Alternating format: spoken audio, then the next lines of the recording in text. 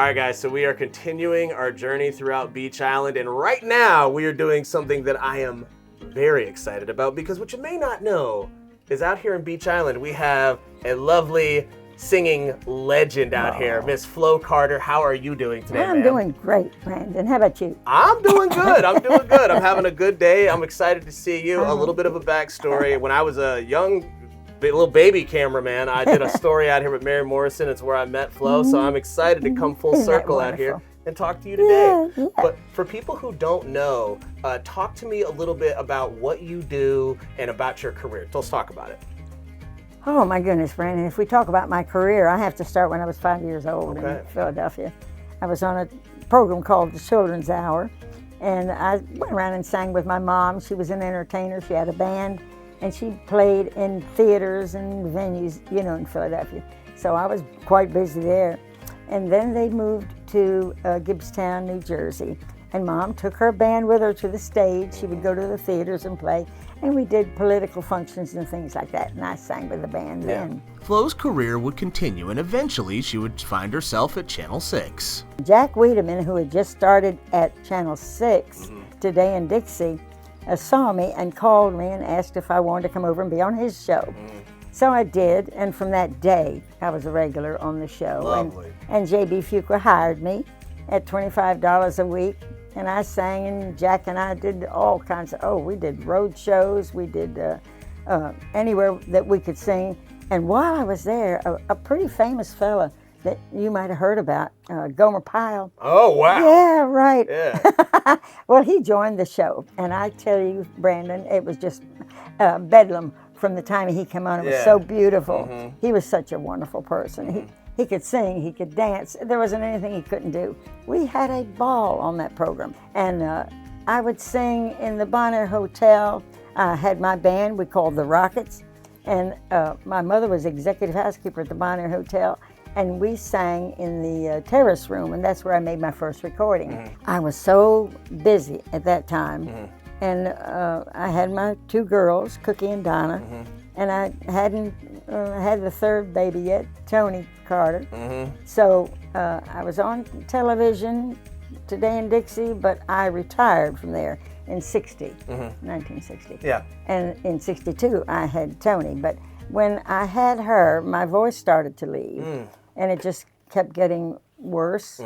And I don't know how many years I went through experts, doctors that should have been able to do something about it, but there were so many polyps they wouldn't operate. Yeah. So I went to a speech therapist and worked on that for about a year.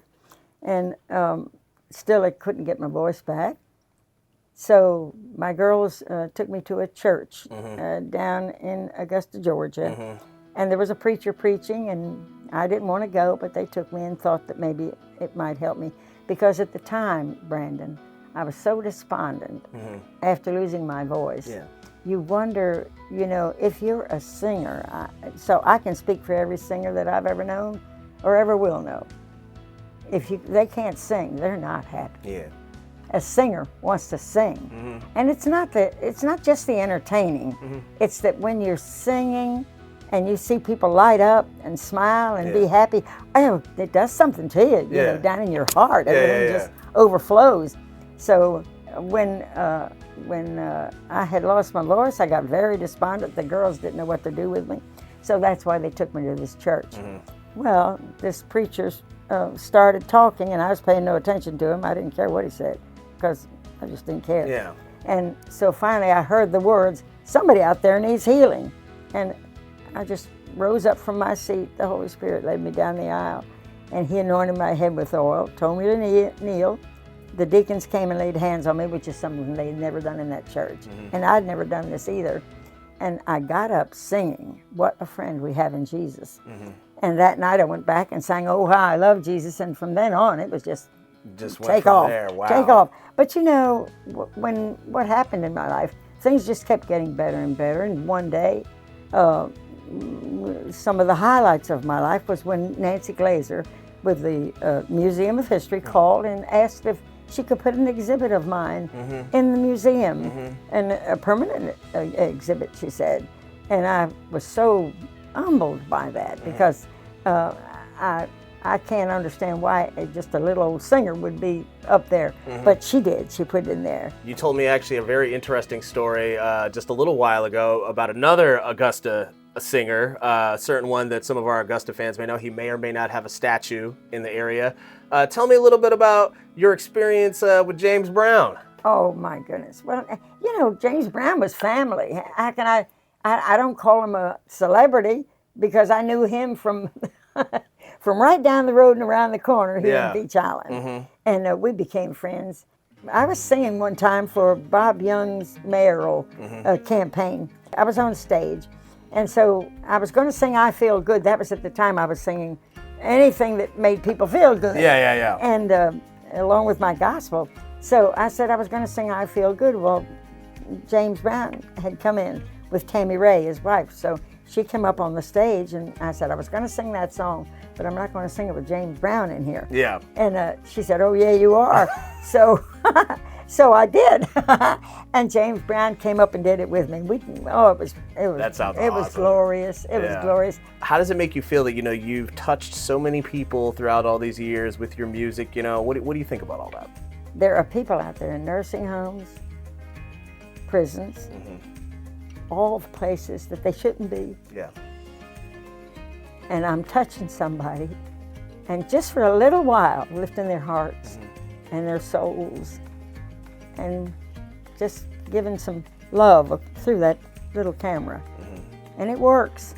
It works because they'll let me know it works. Yeah, thank you for everything you've done. She's a big part of the Channel 6 family. You've done a ton of stuff. Channel 6, Parade of Quartets. Flo, we're getting here close to the end right now. Is there anything that, any message that you want to give to people? You've lived a long, blessed life. Any inspiring words that you want to give to people, as they're seeing this right now?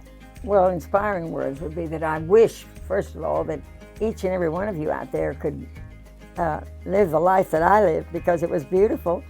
And if you can't, then make the most of your life.